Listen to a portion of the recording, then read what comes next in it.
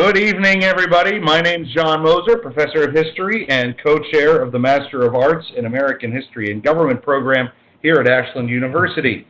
Welcome to our continuation of our second season of Documents in Detail, TeachingAmericanHistory.org's webinar series. In each episode, we're doing a deep dive into a single document, discussing the historical, literary, and rhetorical aspects of said document, while also analyzing its impact on American history, people, and thought. TeachingAmericanHistory.org is a project of the Ashbrook Center, a nonpartisan nonprofit organization based at Ashland University. We provide a variety of programs and resources for teachers of American history, government, and civics, all based on primary documents. In the next week, you will receive an email with a link to request a certificate of participation, as well as a link to the archived video and audio from today's program. To help us begin to think about the topics of this year's seminars, we are drawing speeches, letters, and writings from the Ashbrook Center's voluminous document database available at TAH.org. And you too can participate in the discussion by typing your questions into the chat window at the bottom of your screen at any time. The subject of today's program is Franklin D. Roosevelt's Commonwealth Club Address, and to help discuss it are Dr. Lauren Hall, Assistant Professor of Political Science at the Rochester Institute of Technology, and Dr. Paul Moreno, William and Bernice Grucock Chair of Constitutional History and Dean of Social Sciences at Hillsdale College. Very nice to see both of you this evening. And so, Commonwealth Club Address. He's in San Francisco. It's in the midst of the presidential campaign of 1932.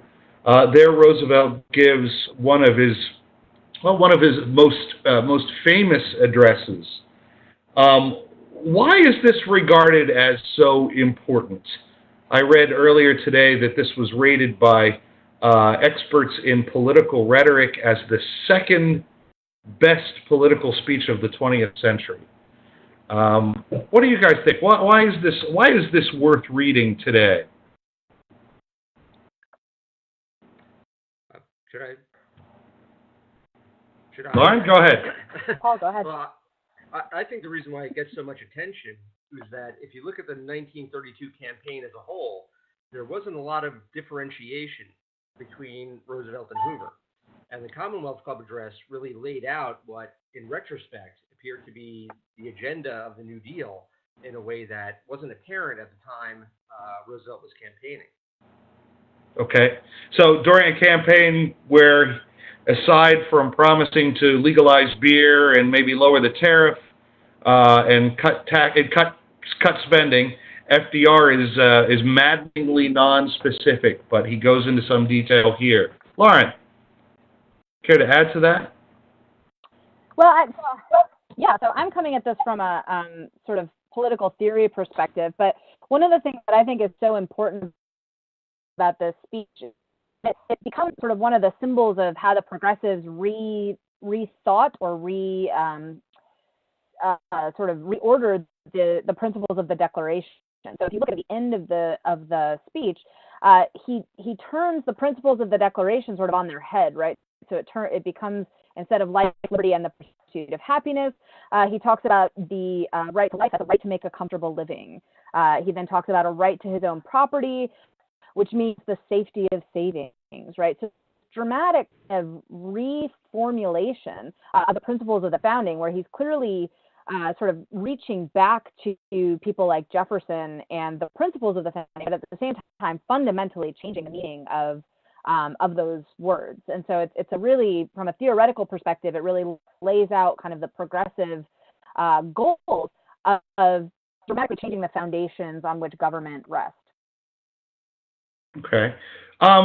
Invoking the founders and the Constitution and the Declaration, that is not a rhetorical strategy that the progressives in general are known for.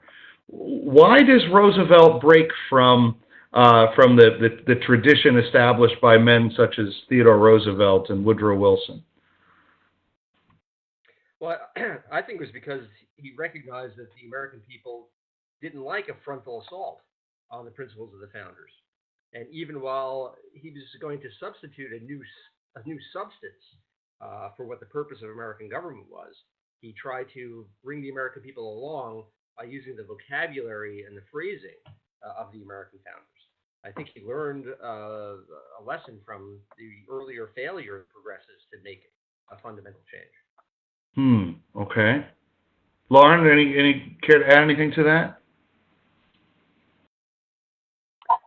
I think Paul's exactly right. I mean, the first sort of two paragraphs are fascinating because he talks about sort of the importance of the achievement of progress, but then immediately appeals to these universal principles.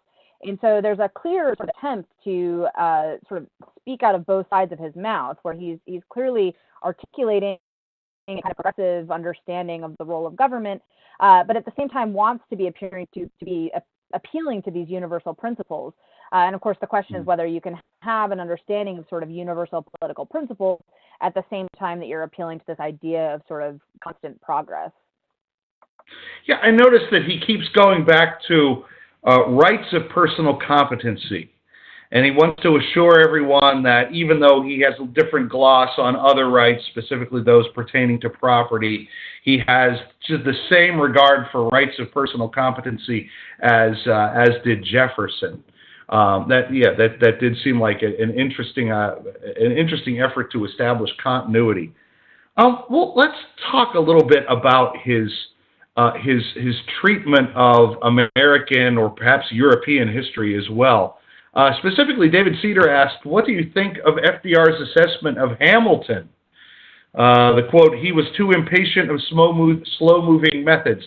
Fundamentally, he believed that the safety of the republic lay in the autocratic strength of its government, that the destiny of individuals was to serve that government, and that fundamentally a great and strong group of central institutions, guided by a small group of able and public-spirited citizens, would best direct all government. What was FDR trying to come off here as an opponent of autocratic government? Did he think that he himself, as president, would be less autocratic than the kind of regime that Hamilton had in mind? Well, I think he's making a historical argument about the way in which the 19th century, especially under the control of the Republicans since the Civil War, had created what he frankly calls an economic oligarchy. And so he thinks that in the same way he says that the centralizers of the founders of early modern European nation states were freeing the people from the control of the feudal barons, that he's going to free Americans, especially the workers, from the control of the plutocrats who've been established by a Hamiltonian system of political economy. Okay. Lauren? Yeah, no, I don't know if I can add much to Paul's analysis. I mean, I think he's looking at the role that Hamilton played in establishing a national bank and sort of establishing this economic infrastructure that did, in fact, move us away from the sort of agrarian roots that people like Jefferson wanted to emphasize. I think that sort of plays into the progressive narrative that that partially due to the changes that occurred due to industrialization and due to some of Hamilton's, for example, economic policies, that we've crossed this sort of bridge, right? That we're past a certain point where the principles of the Declaration may still be, of course, relevant, but they're going to need to be substantively changed. And so I think Hamilton's a nice figure for him to emphasize, as much as I think that's sort of a straw man if you look at sort of Hamilton's overall. I mean, certainly the piece that he laid out here, the Hamiltonian vision of it's the destiny of individuals to serve that government. I'm not sure you see anything exactly like that in Hamilton's thought. Yeah, it really does seem like an odd portrayal of course, one that comes right out of Jefferson's own interpretation of Hamilton. Why does Roosevelt think the government needs to take on a new role?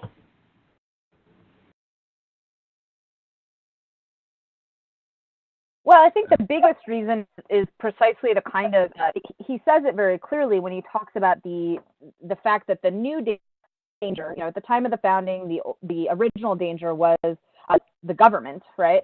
But now we have a new form of central power, and the new central power that has displaced government power is economic power. It's the power of corporations. And so the only way to combat that kind of really, that central power of corporations is with another power, in this case, government. And so that's where the sort of argument for a federal, the growth of the federal government, the growth of federal administration, and then what comes later in the New Deal becomes the way in which the only way to combat corporate power is with another centralized power. In this case, again, the federal government. Mm-hmm. Paul, you care to add to that? Yeah, and Theodore Roosevelt made the same point, where he said that just as the American Republic became threatened by the slave power before the Civil War, now the power of corporate wealth and the way that it had corrupted the political system, that we're carrying on the same fight that the Republicans did against the slave power and taking on the malefactors of great wealth. Yeah, just last month in this webinar, we considered the new nationalism speech, and that very point came up. So it's nice to see it playing out here as well. FDR talks about a reappraisal of values. Does he believe that government is competent to I mean, can government do that? Can government cause a reappraisal of values? Well, here I think he sounds like Woodrow Wilson, where he's saying that the idea of what our rights are always historically contingent, and it's the job of government to constantly keep up with changes in social and economic relations and redefine rights as society evolves. So here I think he reflects some of the sort of Darwinian evolutionary thought that Wilson had applied to American politics. Mm-hmm. Mm-hmm. Lauren, anything more on that? Yeah, I think that goes along with the part of the way that he ends the speech is the importance of teaching, right? And the greatest duty of a statesman is to educate. That's one of the sort of last lines of the speech. And it's interesting because, again, that's not sort of a traditional understanding of statesmanship. And so the idea that this concept of education and the role of government is to educate citizens, again, goes along with this sort of this overall goal that the citizen is going to be the one sort of guiding the federal government through the sort of, general will. But at the same time, it's the job of statesmen, and in particular, the president, right? A strong president going to sort of educate citizens in how to be democratic. And so I think that this is part of his overall project of using the presidency as sort of an extension of the Teddy Roosevelt bully pulpit, using the presidency as a way to not just reflect the popular will, but actually to guide it. And part of that is educating citizens and, in fact, sort of creating a reappraisal of values, as you mentioned. Okay. What do we think about? Oh, I'm sorry. If I could add to that, please. There is something a little sort of unclear in the progressive idea of presidency and leadership, in that Wilson often talked about the president as sort of embodying the spirit of the American people, but he also talked about the president having to lead and shape public opinion in this kind of way. And I think you see that especially with Roosevelt, where sometimes he's ahead of public opinion and sometimes he's catching up with it. There's a very kind of delicate balance between leadership and whether you're following or leading public opinion in the rhetorical presidency.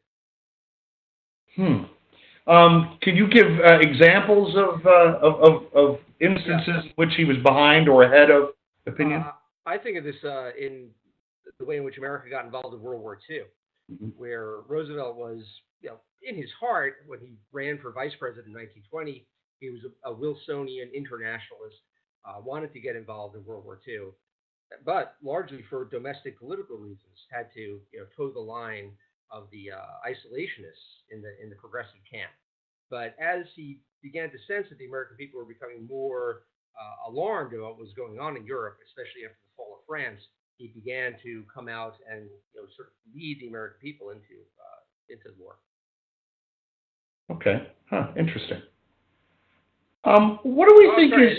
And if I Wilson did the same thing when it came to certain issues that, as an academic, he said the Constitution wouldn't allow federal prohibition on child labor. But then, when he began to see, as president, that to get reelected, he had to, sort of rally the progressives around him and change his mind about that. So he becomes a different kind of progressive later in his presidency. Is that fair to say? Yeah, yes. Certainly. Go ahead.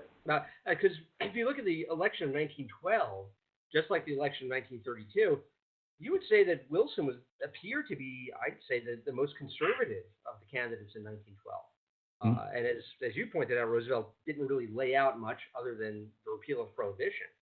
But then, as president, and especially as seeking re-election, they become much more progressive and much more straightforward about what they want. Was there anything specific in this speech? I'll throw out this question to either one of you, or anything particular that this speech was directed squarely toward? I mean, obviously, generally speaking, the economy was not in good shape. But was there a particular occurrence in September of 1932 that prompted this vision of the future and this account of the past and vision of the future?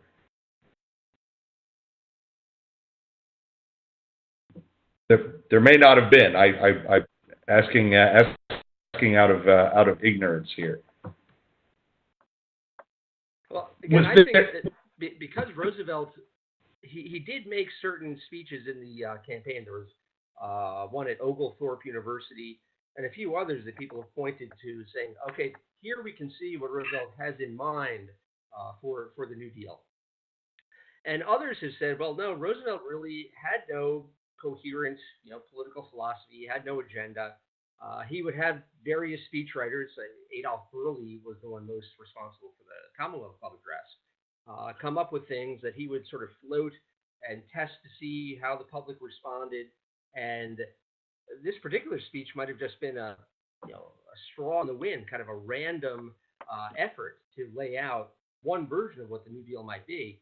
And since it ended up being the one that was most like what the New Deal would be, historians have sort of retroactively, maybe anachronistically, read into it more significance than it had at the moment it was given."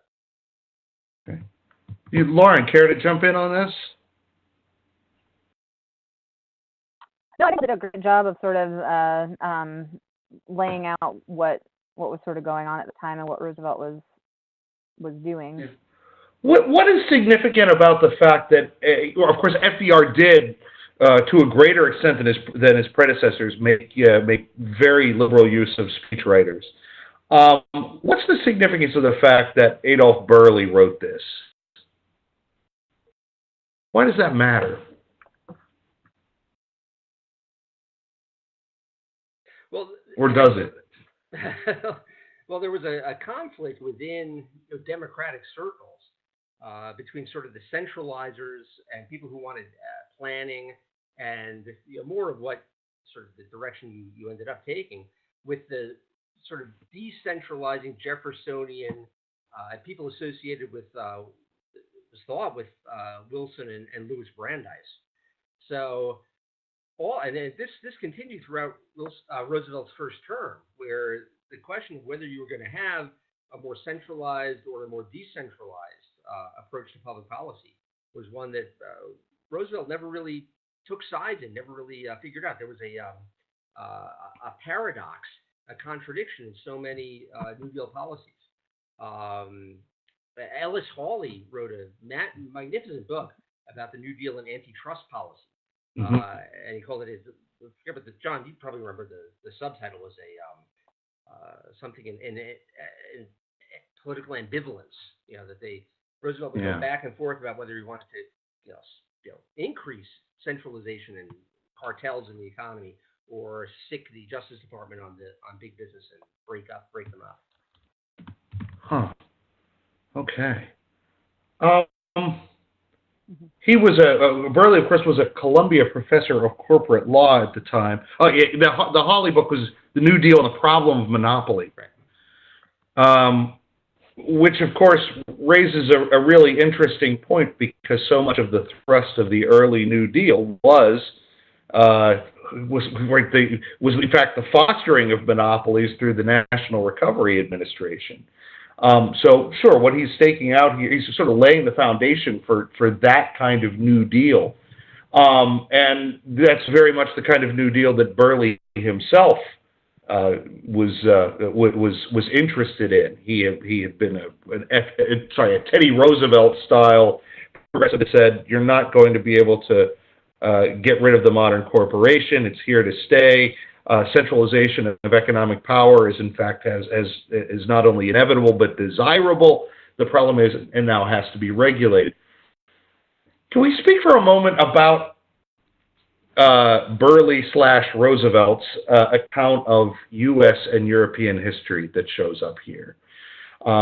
He sets up this cycle of amassing of power, of ruthlessness, and amassing of power, and then rise of countervailing force. To what extent is this good history? Well, I think it's Hegelian history. I mean, it's very much sort of straight out of Hegel's philosophy of history, where there's this sort of constant cycle of different forces that and something new gets created every time one is sort of overcome. And so I think you see this strong Hegelian theme throughout his historical analysis, where there's these kinds of patterns that rather than the kind of cyclical understanding of history as sort of continuing to make the same mistakes because human nature is kind of stable. Instead, you see this Hegelian theme where over time we progress through the sort of historical, the dialectical sort of interaction between opposing forces. So that's what I saw when I read it. I mean, it sounded very much like sort of straight out of Hegel Crib Notes. Hmm. Paul, any care to add that? Yeah, but also, I mean, he fails to recognize the way in which his Democratic predecessor, I mean, FDR was a real partisan, and he's giving an account of history here that makes Hamilton, the Federalists, the Republicans out to be the bad guys, and Jefferson and the Democrats to be the good guys. And so he doesn't say, for instance, the ways in which Jefferson and the first Democrats, the Democratic Republicans, ended up adopting many Hamiltonian Federalist policies, especially after the War of 1812. And his account of the way in which Theodore Roosevelt, and Wilson were the opposing candidates in 1912, also neglects to state that, well, actually, once Wilson was elected, he pretty much adopted Theodore Roosevelt's policies, which Roosevelt himself would do. So it's very partisan history. It's interpreted in a way that tries to fit the parties into sort of give them an orientation that they really historically didn't have. Yeah. I found this section particularly surprising. Theodore Roosevelt, abandoning the idea of trust busting, was forced to work out a difference between good trust and bad trust. Okay, fine so far. And the next paragraph, he says, Woodrow Wilson, elected in 1912, saw the situation more clearly. And then it does nothing to say how he saw it more clearly than Roosevelt. In fact, Wilson adopted Roosevelt's ideas, as you pointed out. Wilson actually understood sort of the philosophy of history better than he did certainly economic policy. He really didn't understand anything about big business or monetary policy and things like that. And unfortunately, the guy he went to advice for about this, Louis Brandeis, knew even less, or what he knew was wrong. And so in shaping the Federal Reserve Act and the antitrust laws, Roosevelt ends up adopting a policy that is much more centralizing. The Federal Reserve System is just establishing Wilson depicted it as an attack on the money trust, and especially from today's perspective, that the Fed is the money trust. that they helped establish. Very interesting. I think what we would probably agree that the money quote of this reading is, I can't say a page number because I think everyone's printer probably spits this out in different ways, but it's page 7 on mine. This is the paragraph that begins, "All this calls for a reappraisal of values. A mere builder of more industrial plants, a creator of more railroad systems, an organizer of more corporations is as likely to be a danger as a help.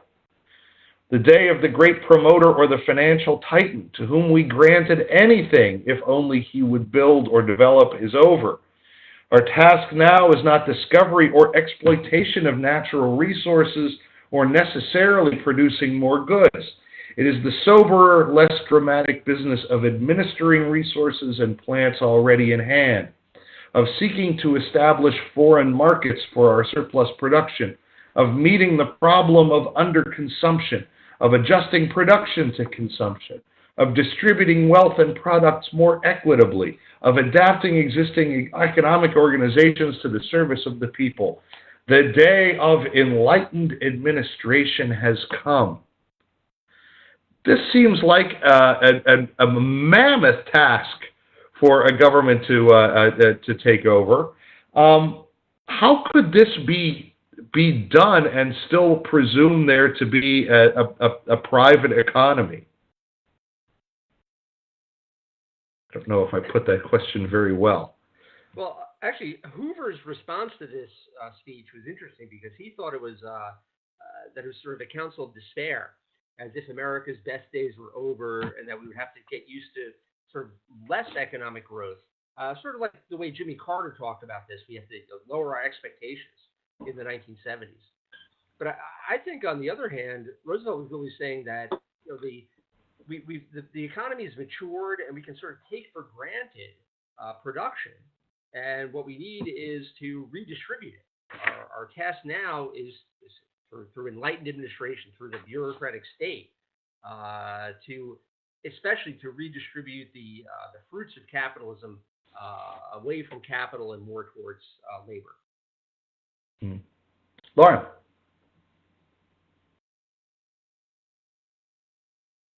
Lauren, you want to care to add to that? Well, yeah, I want to, and I think you or Paul know more than I do, but I believe at the time the reaction to this speech, at least in the media, was not terribly positive, because I think people were concerned about the overtones or undertones, depending on how you read it, of redistribution and other kinds of policies that seemed like they were moving towards socialism.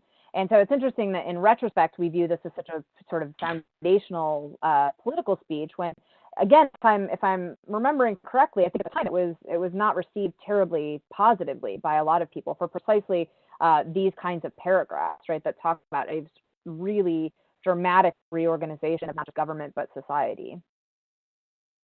This is interesting because I had heard that as well, and I don't know how many times I have read this document. Everyone points to it and says, "This is what you need to read to understand FDR's New Deal."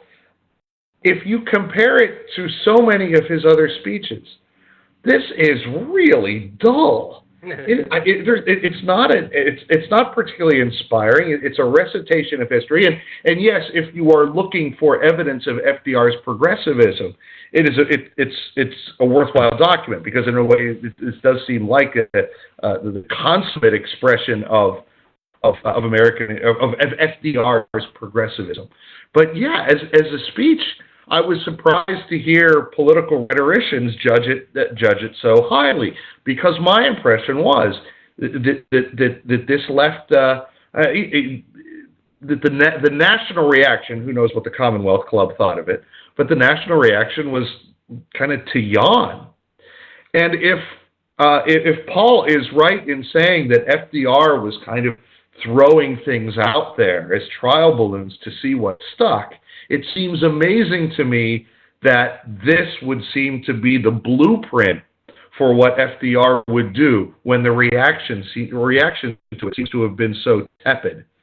Either of you care to say anything about that? There were other speeches that Roosevelt made in the campaign that provoked similar reactions, especially from Al Smith, who was his principal rival to get the nomination in 1932, when Roosevelt sort of intimated that this would be a sort of redistributive, sort of class conflict sort of thing. Smith reacted very violently to that, and so Roosevelt backed off from some of that. And I think that's why in the beginning, in the first New Deal with the National Industrial Recovery Act, Roosevelt was the idea that he wanted to bring people together, that labor and capital could work together through the NIRA, was maybe his own reaction to the public reaction to these speeches. Okay. And then, Lauren? I'm sorry. Go ahead.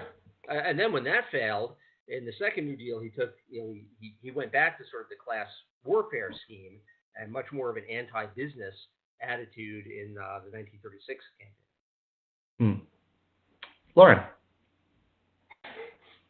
Well, actually, I kind of have a question for you and Paul, as folks who have sort of more of a maybe historical bent than I do. But it sometimes feels a little bit like FDR doesn't really know exactly what he is standing for. He doesn't. It seems to me, and again, I'm open to different interpretations. But when I look at Wilson, that's a guy who I think knows what he wants, sort of out of the presidency, or he knows what he's trying to. I sometimes don't get the impression that FDR has that same vision in mind, and it sort of feels sometimes like he tries things out, sees what the public thinks, then sort of retreats again, tries something else out. Does that seem like a fair assessment, or do we think that he actually does sort of have a coherent or a cohesive idea at this point of where he wants to go? Paul, why don't you take that? Yeah, I think that most historians have underestimated the degree to which Roosevelt had, a progressive ideology. He's usually depicted as just being an opportunist and a pragmatist and an experimenter. But in a way, there's something very progressive about opportunism and pragmatism and responding to contingencies, in that if you believe that really there are no timeless principles, and what you believe and what you pursue is going to depend upon changing circumstances, then changing your policies in accord with history is perfectly appropriate for a progressive. And I think Wilson did that too. He had a long paper trail as an academic for decades before he went into politics. But even the way that Wilson pursued the nomination and the presidency in 1912 showed a lot of contradiction and inconsistency. So, we're not here primarily to talk about Wilson, but I have to ask. You said that Wilson went into the presidency with a good idea of what he wanted to do, yet you've also said that in 1912 he ran almost as a Burkean conservative who was interested in breaking up trusts and decentralizing power. Was he simply being deceptive? Well, you can never tell what goes on in the hearts and minds of individuals in history, but I think it would be, and Wilson did say, you have to, in a democracy, you have to, I think he said, fish for the majority. And you can only get that majority when that majority is ready. So I might prefer this policy, but if I don't think the American people are ready for that yet, then I'm not gonna push it. And I think that's the point I made earlier. That was the same attitude that FDR had about when the American people were going to be ready to get more involved in world affairs in World War II. Lauren, any more on that? Well, yeah, and I think one of the differences might be, and this is sort of more of a semantic, but I think I absolutely agree that I think Wilson was sort of a policy opportunist, but when I think he had a very clear goal what he wanted to do with the institutions of government in terms of greater role for bureaucracy, a real expansion of the administrative state.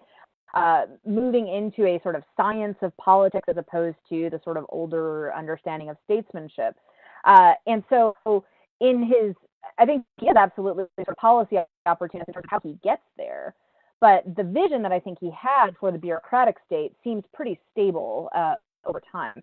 And I wonder if Roosevelt has something similar, sort of what he thinks institutions should look like, or if he really is just the sort of progressive pragmatist, throwing out different ideas to see where the majority bites. I'm personally very interested in the relationship of Franklin Roosevelt to progressivism, and everything you're both saying makes sense, but something gives me pause.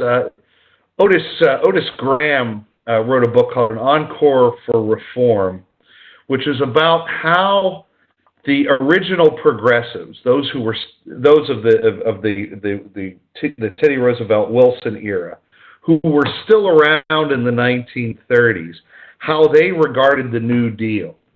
And he concludes that most of them, there were some who were big supporters, there were some who faulted the New Deal for not going far enough, but a larger group than either of those said that they disapproved of the New Deal.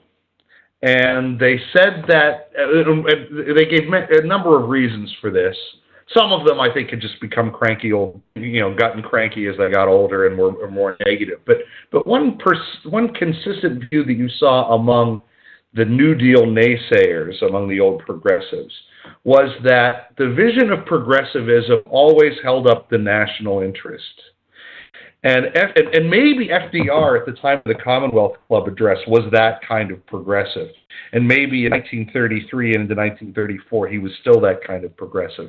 But then at a certain point, he gave that up and became interested in mobilizing specific interest groups and building coalitions instead of having a coherent vision of the national interest in mind. What do the two of you think of that argument? I think Lauren would have more to say about that than I would, but yeah, my impression has always been that what the New Deal does and you mentioned the phrase before of countervailing power, the idea that there is no national interest, there's just shifting coalitions of interest groups, and the job of the government is to make sure that no one of them becomes overweening, and the idea that big business had become too powerful. And so we need to establish big labor to counteract that this is a kind of perversion of Madison's argument in the 10th Federalist, that you can't eliminate faction, you just have to deal with it as best you can. And instead it turns factionalism into a positive good. And I think that the attempt of the New Deal is to try to say that James Madison was the founder of New Deal interest group liberalism. Is another one of their great historical fables. Mm-hmm. Okay, Lauren, rather. Yeah, I think I haven't seen Graham's argument in detail, but I think there's something to be said for the fact that anytime you are sort of going through the process that we're going through, you might start out with a fair amount of agreement on certain kinds of broad ends, but eventually it does become a kind of interest group game. And I don't see any way around that in the kind of political world that he was inhabiting at that time. So I think that's both a fair assessment, but I also think it's maybe not necessarily a condemnation of him. I think it might have been unavoidable given the sort of how things develop anytime you're pursuing a massive political agenda like that. Gotcha. Why don't we talk a little bit more about the New Deal in practice? I know Paul has mentioned the National Industrial Recovery Act. One of the other documents that we had here for tonight was FDR's fireside chat of July 24th, where he really talks about the NIRA in detail. How might the NIRA be seen as a natural outgrowth of what FDR was talking about in his Commonwealth Club address? Well, one part of the NIRA was supposed to be the promotion of independent labor unions in Section 7A, I think it was, of the Act, where the idea of the NIRA was that we're going to allow businesses to limit production and raise prices, that we're going to promote cartels in the American economy, allow businesses to draw up their own codes of fair competition. But the quid pro quo for that was supposed to be that they were supposed to raise wages and agree to bargain with unions. So again, this is one of the ways in which the idea that a business is going to be given a privilege, an exemption from the antitrust laws, but in exchange for that, they would have to give something over to organized labor. And when it didn't work out that way, you ended up with a separate act, the Wagner Act, that empowered unions apart from doing anything for business. So I think the seeds for future New Deal policies were in the NIRA. I'm sorry. And even after the NIRA, the Supreme Court declared it unconstitutional in 1935, and it probably had broken down anyway, but it was continued in similar policies for particular industries.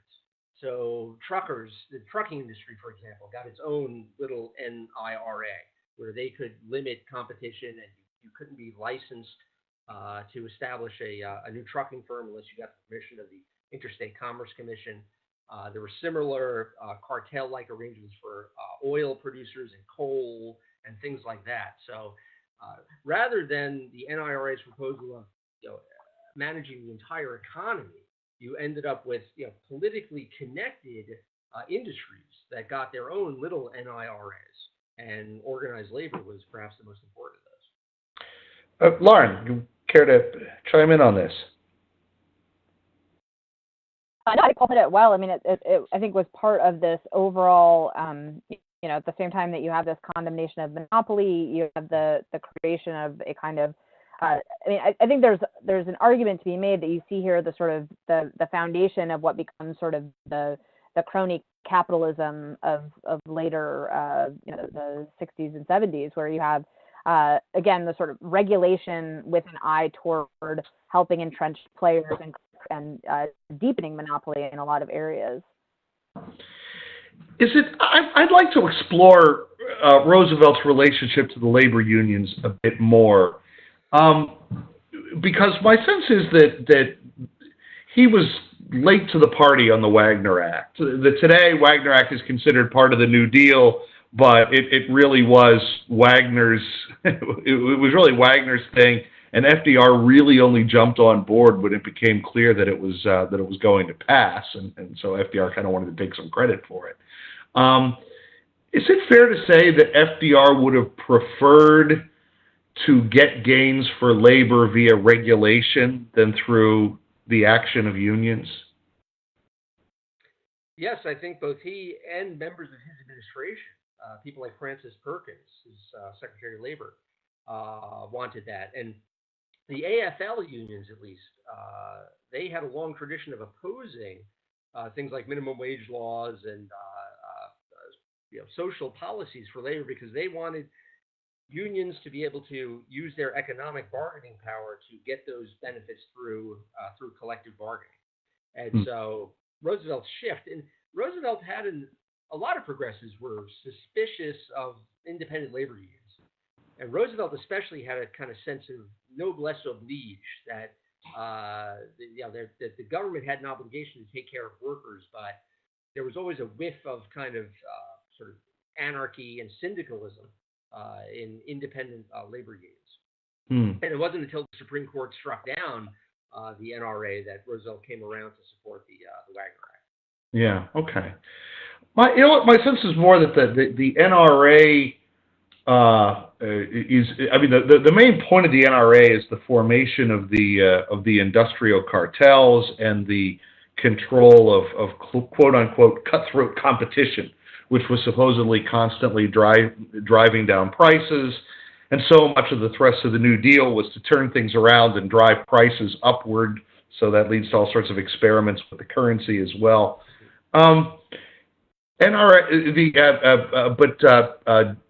Gerald Swope, the president of General Electric, apparently came to Hoover with a plan very similar to the National Industrial Recovery Act. And Hoover's answer was, "This is the closest thing to fascism that I've ever seen proposed in the United States," and dismissed it out of hand. Yeah. We have a question here from Joe Rooney. This pertains to the court packing plan. Roosevelt claims that the court packing plan would promote, quote, "a system of living law." This seems somewhat inconsistent with Roosevelt's claim that he was in favor of, quote, "actions through legislation." Did Roosevelt envision the court getting out of the way, or a court that would push a progressive agenda forward?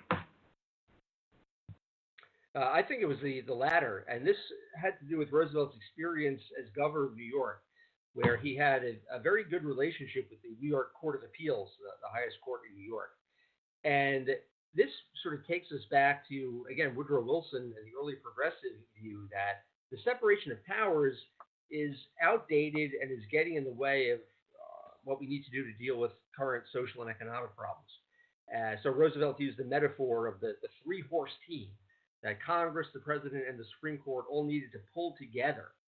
And it's really not that he wanted the Supreme Court to stop striking down New Deal legislation, but he wanted them to advance it and to be on the side of progressive government. And this is, again, where Louis Brandeis, who Wilson had appointed to the Supreme Court in 1916, also thought this way about how the Supreme Court should be not a check or a balance on the so-called political branches, but one of the political branches. And that's why Roosevelt stuck with his plan to pack the court for so long, even after it was so obviously politically impossible, because he had a larger vision of sort of restructuring the American government. It's odd that Brandeis had that attitude, considering he was one of the votes in favor of striking down the NIRA. Yeah, that's because he was an old-fashioned. He wanted a decentralized economy. He really was a Jeffersonian in the sense that he wanted a small sort of decentralized small business and agrarian economy.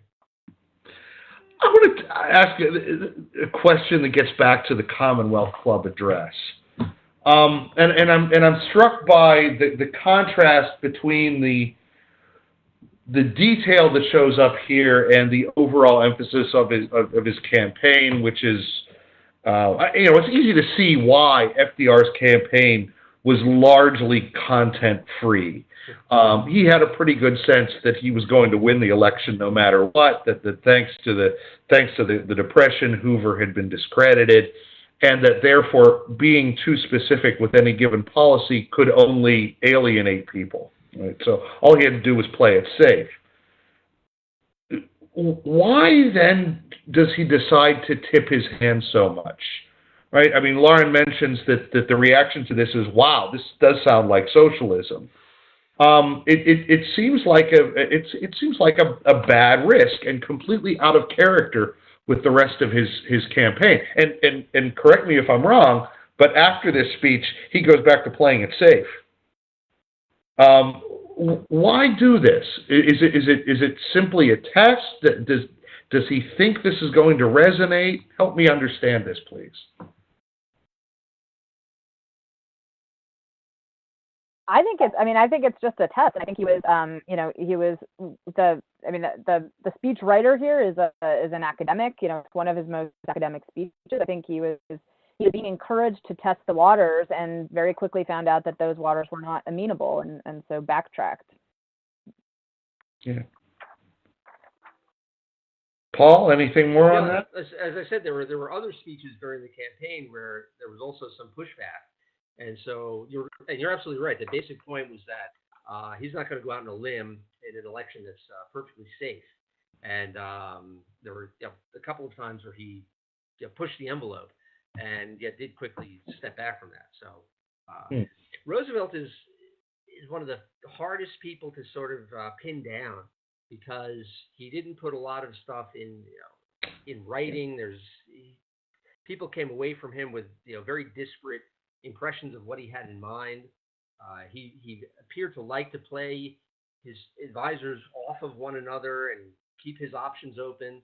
His diplomacy was certainly a lot like that. So he's very foxy, and so difficult to plumb what his motives were. Yeah, I mean, I've spent my share of time studying Roosevelt. There are no diaries that really give his true insights. His letters, even to his children, are really quite devoid of substance. Right, so I mean, there are some politicians. Hiram Johnson, there's a great collection of Senator Hiram Johnson of California. His letters to his sons, which are tremendous. You get a real sense as you're reading him. No matter what Hiram Johnson may say in a campaign speech or on the floor of the Senate, this is what he really feels. He's really confiding. But there was nobody that Roosevelt really confided with or confided in, and no diaries, no memoirs. So in many ways, the researcher is left scratching his or her head and wondering what is the real Roosevelt. Is this something that you have encountered as well, Lauren? Yeah, I mean, whenever I teach Roosevelt in particular, and this is partly why I asked the question earlier about sort of whether people sort of think that he has a kind of overall goal, because it's hard to find one if you look at his writings. It's hard to sort of see how different speeches and different sort of policy moves fit into an overall goal. And so really we're viewing him in retrospect, and we see this, we associate him with the New Deal, but it's not clear it's not clear that you could have seen that coming, and it's not clear that it fits into sort of an overall philosophy that he has. Yeah. I think you could see some of it more, especially in the second term. That's why the question about the court packing plan was very illustrated this very well. That revealed what historians, some at least, have seen as a deeper and more coherent political philosophy. And then when the court packing plan went bad, his effort to purge the Democratic Party, his effort to reorganize the executive branch and to establish a unitary executive. Later on, I think you saw more of an ideological consistency in it. But in the first campaign, that's not so much. Yeah, I mean, it becomes more coherent, but in many ways, there's something deeply sinister about these. I mean, the court packing, the executive reform, and then the purge. And of course, the term purge wasn't his. This was assigned to it by his political enemies. All of these seem to give color to the suggestion by his opponents that FDR had in mind being more than president, that he was that he was a budding dictator. Yeah. Is there anything to this? Well, I think that Roosevelt's. There's certainly a lot of. Oh, go ahead. Yeah. Go ahead. Please go ahead. No, go ahead, Paul. Yeah. All right. There certainly was a lot of okay. personal. Well, I was actually. I think you're on a little bit of a delay. Go ahead. Yeah, I'll jump in, and I was actually going to comment on this when we were discussing Roosevelt's attitude toward, for example, the labor unions, and combined with, for example, his support for a sort of Supreme Court, and I think Paul was right that his view was that all three branches of the government would be sort of pulling in tandem. And I think that this points to a really deep ambivalence that Roosevelt had about the people, and it's interesting again in retrospect, because many people sort of view Roosevelt as being sort of a friend of the people, in the sense that he reached out, he had these fireside chats, right? He was sort of he tried to sort of bring policy or politics to the people directly to their homes. But there's a deep ambivalence, I think, in his attitude toward the people as a sort of actual group, as well as toward the concept of democracy. And I love the way that he defines democracy in this particular piece, this never-ending seeking for better things, right? He's quoting his friend Meredith Nicholson. But that's a very bizarre sort of definition of democracy from a sort of political science perspective, right? And so there is this very, I think you do, or I think, John, you're right to see something sort of sinister here, where he doesn't seem to be advocating for democracy because he trusts the people to be decision makers in any kind of capacity. I think he really is looking for a way in which he can expand executive power, and then he himself can sort of take the reins in a bunch of different ways. Okay. Absolutely. The ambivalence of progressives about democracy is, I think, one of the central themes of progressivism and modern liberalism, where on the one hand they're trying to make the government more responsive to the people, and if you look at the ways in which they changed sort of American electoral laws and things like that, it seems like they mean it. On the other hand, they're talking about developing a bureaucratic state where experts are the ones who are really running things. And if you look at voter participation rates, especially as the progressives attack the parties, and the parties were the organizations that mobilized the people and connected them to the government, you see another story. And yeah, I think Roosevelt trusted the people because he believed that they loved him and they supported him so much. And after the 1936 election, he really had this idea, sort of a Napoleonic, maybe Jacksonian idea that he embodied the people. And he stuck with the court packing plan against the advice of so many of his advisors, because he thought the people are with me, and I'm going to go over the heads of the Senate and appeal directly to the people. And I'm going to purge the Democratic Party of people who had opposed me. Roosevelt took this stuff very personally, but he took it personally because I think he thought that he was the American people. And this is exactly why the founders established an indirect electoral college system for electing the president. They didn't want anybody to be able to claim that they were the embodiment of the sovereign people. And that did go to Roosevelt's head. Any final thoughts from either of you? We're almost out of time.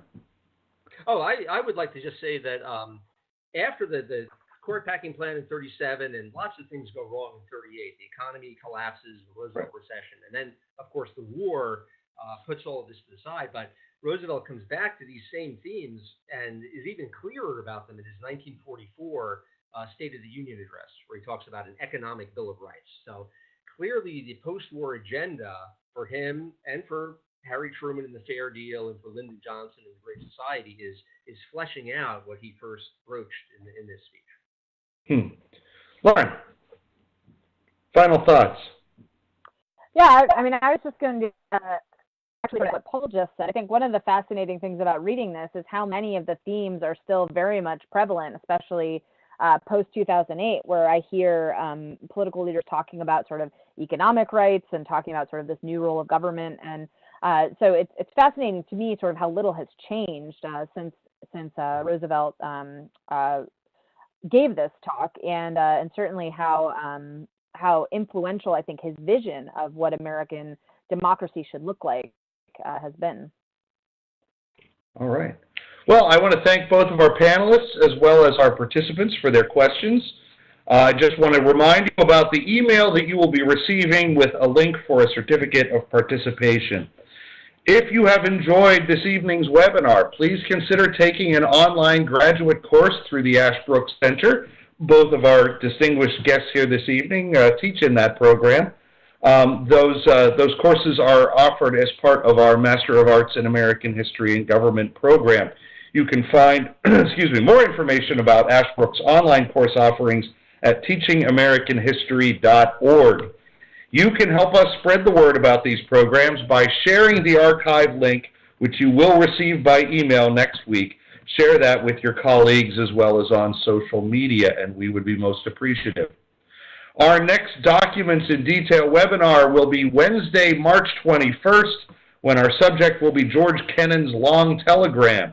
At that time, I will be joined by Dr. David Krugler of the University of Wisconsin at Platteville and Dr. Stephen Tootle of the College of the Sequoias.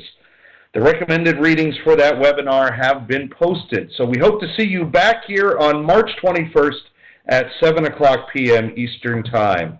Thanks again and have a lovely evening.